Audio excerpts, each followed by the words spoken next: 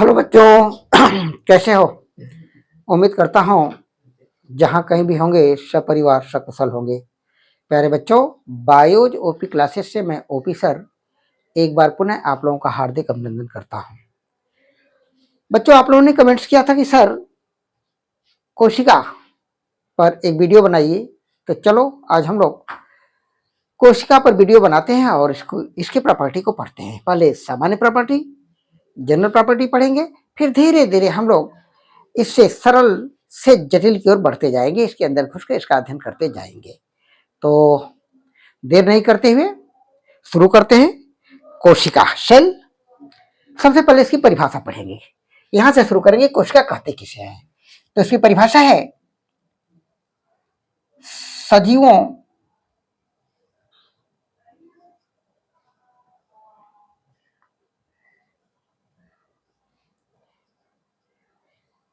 के जीवन की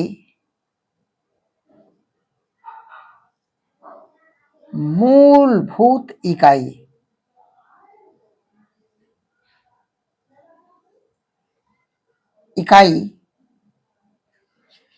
को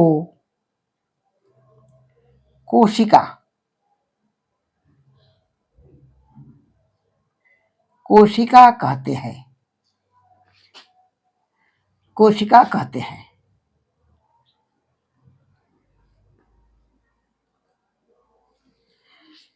cell is the fundamental unit of life, जीवन की मौलिक इकाई, या इसे ऐसे भी कह सकते हैं, या जीवन की मौलिक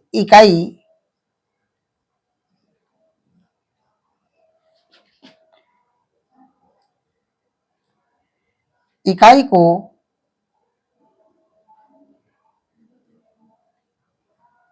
कोशिका कहते हैं।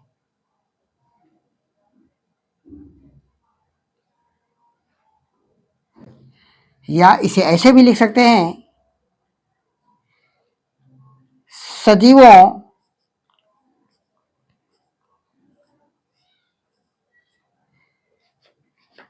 की संरचनात्मक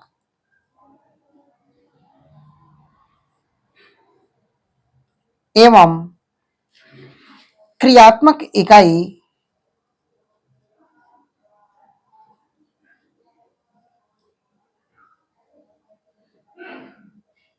को कोशिका कहते हैं।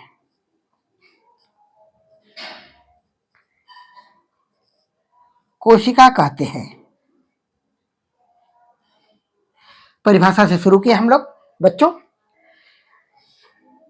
संपूर्ण सजीव जगत, सजीव मीन्स प्लांट और एनिमल, पादप और जंतु दोनों की बात हो रही है। इनका शरीर कोशिकाओं से बना होता है। यह जीवन की सबसे छोटी इकाई है कोशिका। अब इसके बारे में थोड़ा सा, एक हमारा जीवन कैसे बना है इसके बारे में जान लेते हैं। यहां स्टार लगा लेना। कोशिका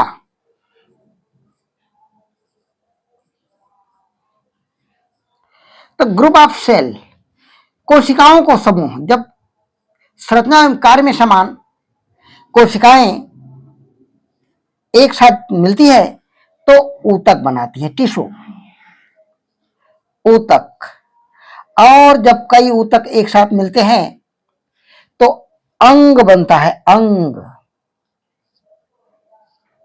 कई अंग एक साथ मिलते हैं जो कार्य में समान होते हैं, उत्पत्ति में समान होते हैं, तो ये अंग, जब कई अंग एक साथ मिलते हैं तो ये बनाते हैं अंग तंत्र।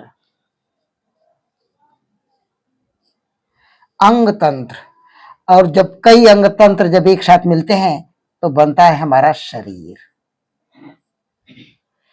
तो कोशिका, जब कई कोशिकाएं एक साथ मिलती हैं तो ऊतक बनता है, जब कई ऊतक एक साथ मिलते हैं तो अंग बनता है, और जब कई अंग एक साथ मिलते हैं तो अंग तंत्र बनता है, और जब कई अंग तंत्र एक साथ मिलते हैं तो हमारे शरीर का निर्माण होता है। अब हम लोग कोशिका के बारे में पढ़ेंगे। शुरुआत किए इसकी परिभाषा से। सजीवों के जीवन की मूलभूत इकाई को कोशिका कहते हैं। या जीवन की मौलिक इकाई को कोशिका कहते हैं, या सजीवों की संरचनात्मक एवं क्रियात्मक इकाई को कोशिका कहते हैं। अब बात आती है कि कोशिका की खोज सबसे पहले किसने किया और वो कोशिका कैसी थी, डेड थी, मृत थी, या लाइव थी, जीवित थी। अब देखते हैं, इसको मिटाते हैं, लिखते हैं, चलते हम कोशिका की खोज पर बात करते हैं कि कोशिका की खोज किसने किया।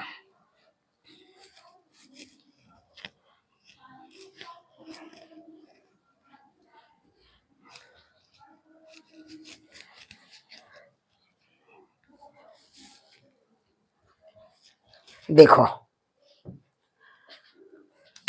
खोज, कोशिका की खोज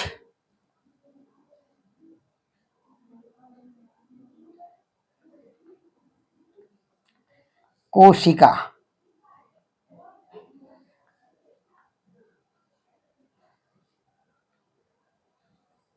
की खोज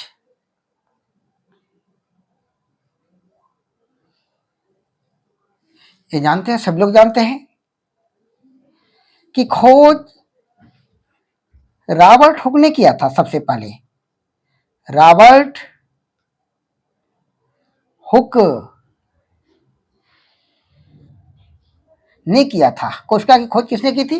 रॉबर्ट हुक ने किया था 1665 ईस्वी में। 1665 ईस्वी में इन्होंने इस कोशिका की खोज की। लेकिन मजेदार बात यह है कि इन्होंने जिस कोशिका की खोज की वो कैसी कोशिका थी? ये कोशिका डेड थी। रॉबर्ट हुक ने जिस कोशिका की खोज की थी वो मृत कोशिका थी, मृत कोशिका थी।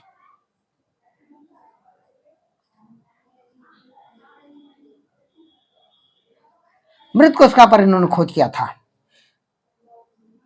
अब वो मृत कोशिका जो इन्होंने खोजा था वो कार्क सेल थी। और किस प्लांट से इन्होंने प्राप्त किया था इस कोशिका को, मृत कोशिका को किस प्लांट से इन्होंने प्राप्त किया था? तो पौधे का नाम ओक,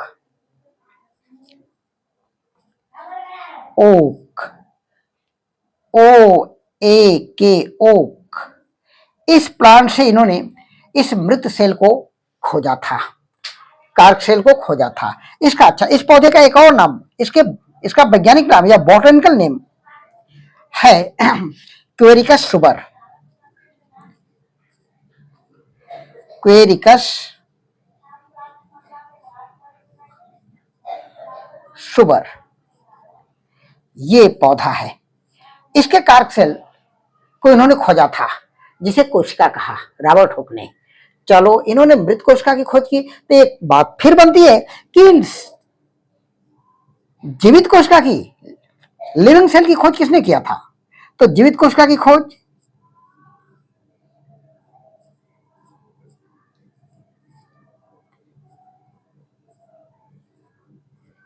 जीवित कोशिका की खोज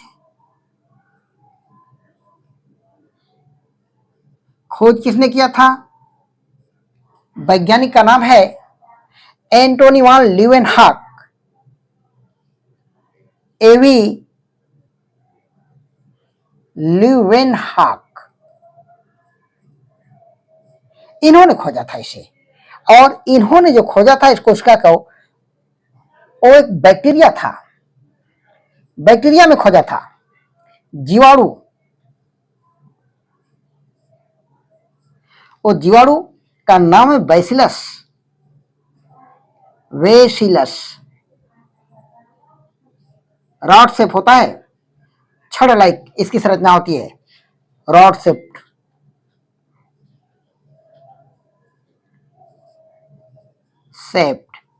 रॉड शेप्ड ये होता है जीवाणु। यहां से इन्होंने जीवित कोशिका की खोज की। चलो मिटा लो बेटा इसको, सॉरी उतार लो, इसके बाद मैं मिटाता हूं।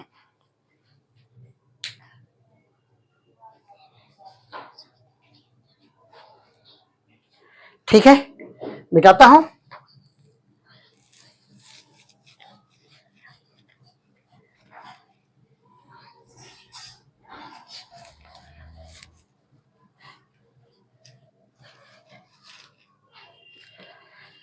कोशिका के अध्ययन को क्या कहते हैं?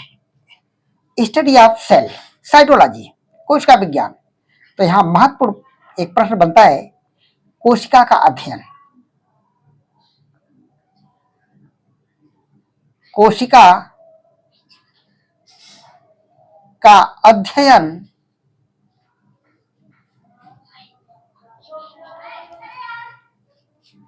कोशिका विज्ञान कहलाता है। कोशिका विज्ञान।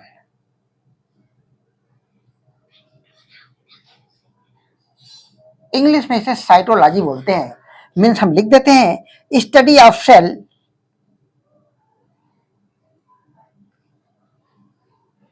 STUDY स्टडी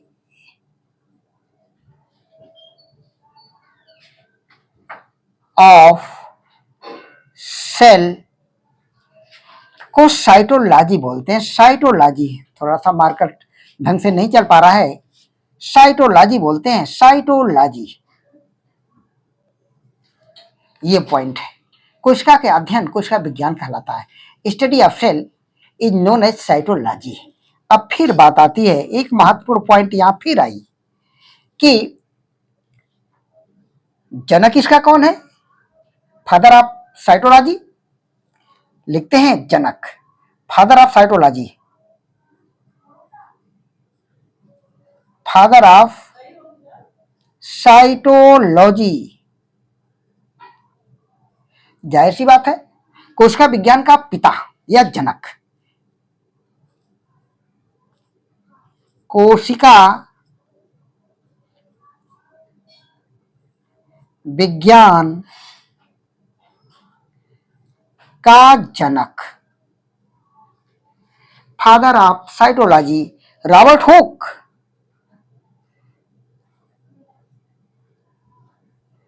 रॉबर्ट हुक, इन्होंने तो खोजा था कोशिका को सबसे पहले, इसीलिए इनको फादर ऑफ साइटोलॉजी यानी कोशिका विज्ञान का जनक भी कहा जाता है।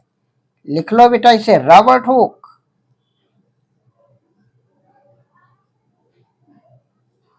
फिर एक बात, महत्वपूर्ण बात यहां फिर आ जाती है कि ये तो रॉबर्ट हुक साहब जनक है, लेकिन भारतीय जनक कौन है कोशिका विज्ञान का? स्टार लगाओ, फिर एक स्टार लगा लो कि father of Indian cytology,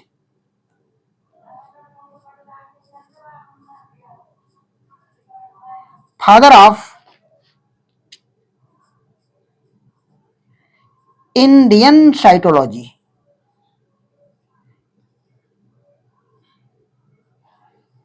AK Sharma. नाम से ही पता चल जाता होगा कि इंडियन नाम है, AK शर्मा। लिख लेते हैं हिंदी में भारतीय कोशिका विज्ञान के जनक, भारतीय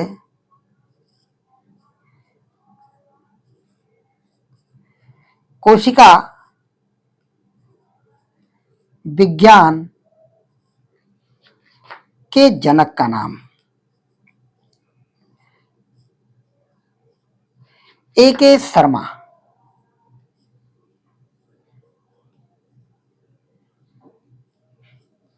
AK शर्मा। तो बच्चों कोशिका की परिभाषा हुई, कोशिका की खोज किसने किया, कोशिका के अध्ययन को क्या कहते हैं, जनक ऑफ साइटोलॉजी किसे कहा गया, और फादर ऑफ इंडियन साइटोलॉजी किसे कहा गया, भारतीय कोशिका विज्ञान का जनक किसे कहा गया। अब पढ़ते हम लोग कोशिका सिद्धांत। कोशिका सिद्धांत क्या? सेल थ्योरी, कोशिका सिद्धांत।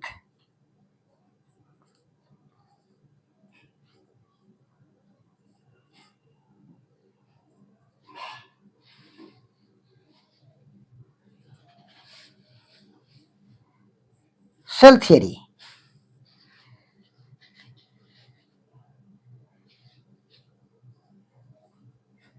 सेल थियरी सबसे पहले किसने दिया, इनका नाम हम लोग जान लेते हैं। Cell theory was given by Schleiden, M Schleiden.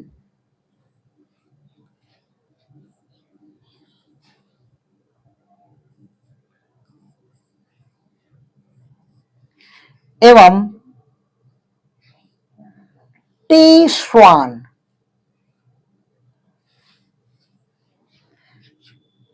नामक वैज्ञानिकों ने दिया।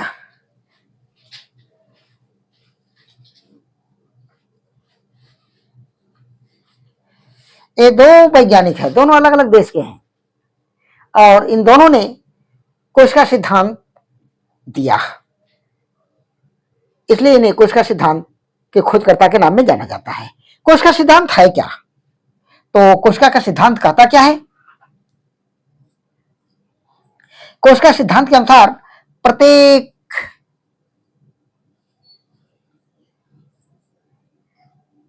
सजीव का निर्माण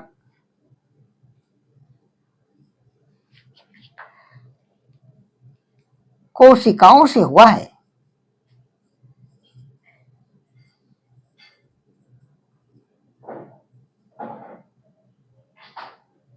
इन्होंने बताया कि कोई भी सजीव हो, चाहे प्लांट हो चाहे एनिमल, यानी पादप हो या जंतु हो, सबका शरीर कोशिकाओं से मिलकर बना है। अब इतना तो आप लोग जान ही गए होंगे कि पादप मीन्स पेड़ पौधे, जंतु का मतलब वे सभी जीव जो अपना भोजन स्वयं नहीं बना पाते हैं। जंतु और वनस्पति कॉमन सी बात है, नीचे क्लास में आप लोग पढ़े होंगे। पौधे किसे कहते हैं और एनिमल किसे कहते हैं, यानी जंतु किसे कहते हैं। तो वे सभी सजीव जो अपना भोजन सूर्य के प्रकाश में स्वयं बनाते हैं, उन्हें पौधे कहा गया है। और इसके अतिरिक्त वे सभी जीव जो अपने भोजन के लिए डायरेक्ट या इनडायरेक्ट रूप से पौधों पर निर्भर होते हैं, उन्हें एनिमल के अंतर्गत रखा गया है। तो ये हो गया कोशिका सिद्धांत। कोशिका सिद्धांत एम स्लाइडन एवं टी स्वान नामक वैज्ञानिक ने दिया था। वैज्ञानिक ने दिया। अब प्रत्येक सजीव, इस सिद्धांत के अनुसार प्रत्येक सजीव का निर्माण कोशिकाओं से हुआ है, लेकिन इसका एक अपवाद भी मिला। अपवाद, कोशिका सिद्धांत का अपवाद, क्या अपवाद है इसका? अपवाद वायरस, वायराइड्स, प्रियांस, ये अपवाद है कोशिका सिद्धांत का। नॉन सेलुलर है वायरस यानी विषाणु। महत्वपूर्ण पॉइंट, कोशिका सिद्धांत का अपवाद विषाणु, वायरस, ये होते हैं वायरस। अब एक कमी भी इसमें मिली। कमी ये थी कि प्रत्येक सजीव का निर्माण तो कोशिकाओं से हुआ, इन्होंने तो बता दिया स्लाइडेन एवं स्वान नामक वैज्ञानिक महोदय ने, लेकिन उन्होंने ये नहीं बताया कि इन कोशिकाओं का निर्माण किससे हुआ। अब इसका श्रेय दूसरे वैज्ञानिक महोदय ने ले गए और उन्होंने दूसरा सिद्धांत दे दिया, मॉडर्न सेल थियरी, कोशिका का आधुनिक सिद्धांत। तो अब इसको उतारो आप लोग, हम मिलते हैं।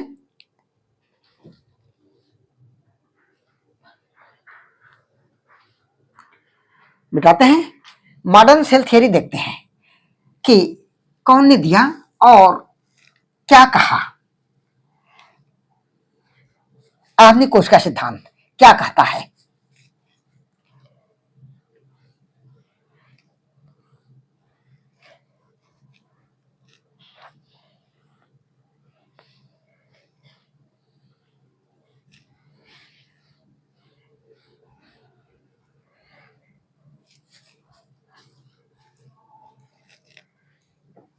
मॉडर्न सेल थियरी,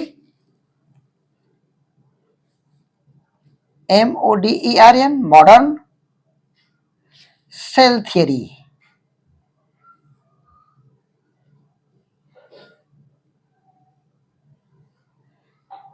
आधुनिक कोशिका सिद्धांत, आधुनिक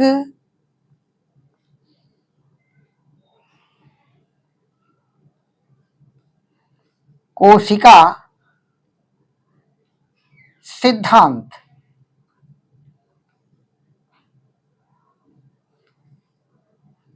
किसने दिया था इसे? Rudolf Rudolf Virchow Rudolf Virchow ने दिया, विर्चो साहब ने इसे दिया था। और इन्होंने सेल थियरी में थोड़ा सा सिद्धांत किया, थोड़ा सा सेल थियरी के में परिवर्तन किया और एक नया सिद्धांत दे दिया, और इसका श्रेय इनको मिला, जिसे मॉडर्न सेल थियरी के नाम से जाना जाता है, रुडोल्फ विर्चो को। इन्होंने क्या बताया, आधुनिक सेल थियरी क्या कहती है?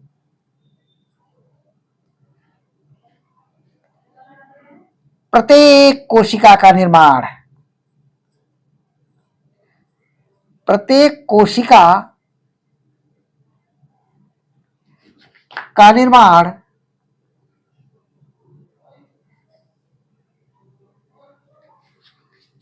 अपने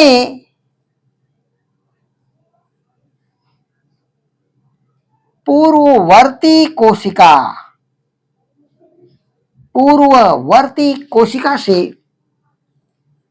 होता है।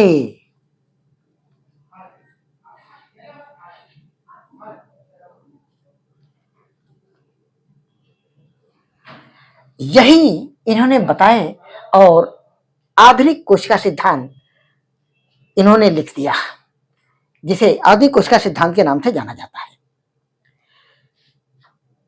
सेल थियरी में यह नहीं बताया गया था, केवल यह बताया गया था कि सजीवों का निर्माण कोशिकाओं से हुआ है, लेकिन उन्होंने ये नहीं बता सके कि किस प्रकार के, आखिर ये कोशिका का निर्माण किससे हुआ है।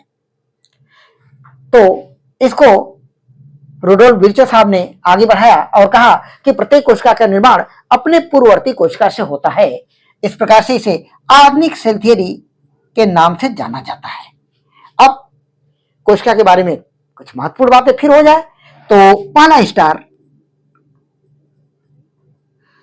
सजीव जगत की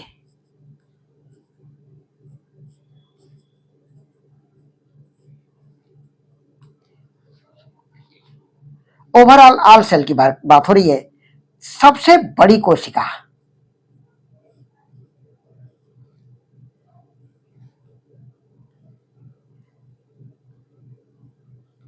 कोशिका का नाम यह है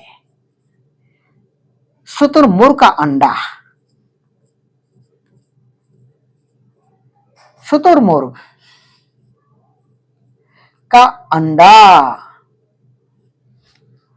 और सबसे छोटी कोशिका, दुनिया की सबसे छोटी कोशिका यूं कह लो, या सजीव जगत की सबसे छोटी कोशिका,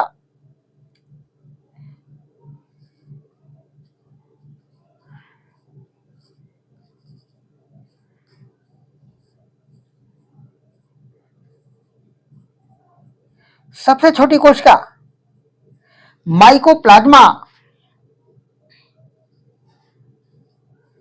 माइकोप्लाज्मा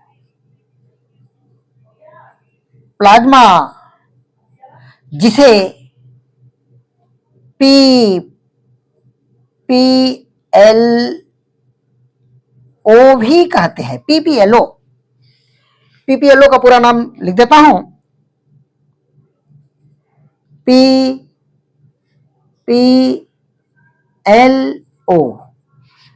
प्लूरल, PLEURAL प्लूरल। और न्यूमोनिया लाइक, दूसरे पी से PLUE, दूसरा पी का नाम है pneumonia, PNEUMO pneumonia. Plural pneumonia like, L से लाइक, ओ से ऑर्गेनिज्म। अक्सर पूछ लिया जाता है कि पीपीएलओ का दूसरा नाम या माइकोप्लाज्मा का दूसरा नाम क्या है, तो माइकोप्लाज्मा का दूसरा नाम पीपीएलओ या पीपीएलओ का दूसरा नाम माइकोप्लाज्मा, जिसका पूरा नाम प्लूरल न्यूमोनिया लाइक ऑर्गेनिज्म होता है। अब 2-3 और महत्वपूर्ण पॉइंट है, इसको संग के संग इसको मिटाओ और उसको भी लिख लो। मानव शरीर की सबसे बड़ी कोशिका, लंबी कोशिका या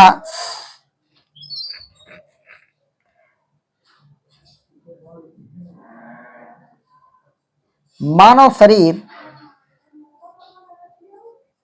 की सबसे लंबी कोशिका न्यूरॉन या तंत्रिका कोशिका कहते हैं। न्यूरॉन, जिसे तंत्रिका कोशिका कहते हैं। तंत्रिका कोशिका। दूसरा महत्वपूर्ण पॉइंट, मानव शरीर की सबसे छोटी कोशिका, ये तो लंबी है, लेकिन सबसे बड़ी पूछ दिया जाए या सबसे छोटी पूछ दिया जाए तो इसको भी लिख लो, यही इसको मिटाता हूं।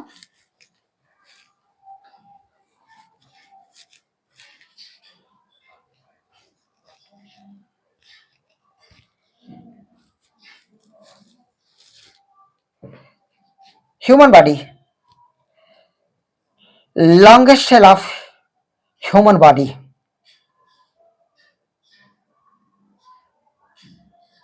मानव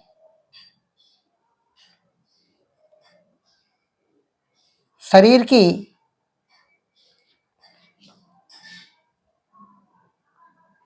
सबसे छोटी कोशिका,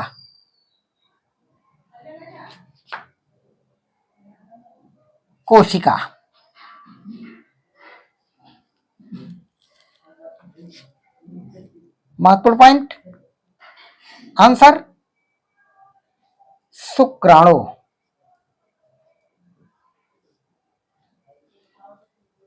जो जिसे स्पर्म भी बोलते हैं, स्पर्म,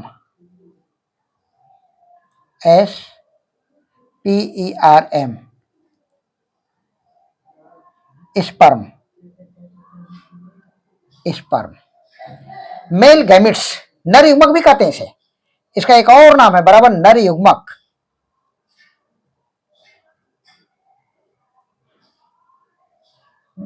नर युग्मक यानी मेल गैमिट्स। और मानव शरीर की सबसे बड़ी कोशिका, ये भी जान लो, बड़ी, लंबी नहीं, बड़ी की बात हो रही है।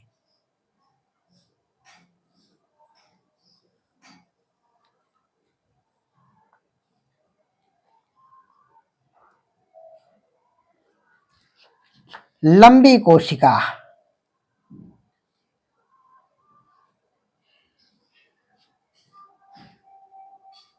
सॉरी, बड़ी कोशिका लिखो, लंबी तो न्यूरॉन हो चुका है, सबसे बड़ी कोशिका।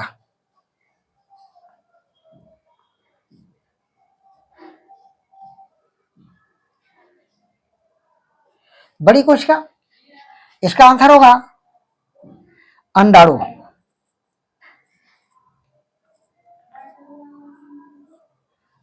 जिसे ओवम, OVUM, ओवम, या इसे कहते हैं मादा युग्मक, फीमेल गैमेट्स, मादा युग्मक, मादा युग्मक। तो बच्चों, इस तरह से हम लोग कुछ सामान्य जानकारी कोशिका के बारे में अध्ययन किया। अगले वीडियो में हम लोग कोशिका के प्रकार, कोशिका की संरचना, सेल ऑर्गेनेल्स, इनको पढ़ेंगे। धीरे धीरे हम लोग क्रमशः आगे बढ़ते जाएंगे और सरलता से जटिलता की ओर भी बढ़ते जाएंगे। ठीक है, तब तक के लिए इजाजत दें।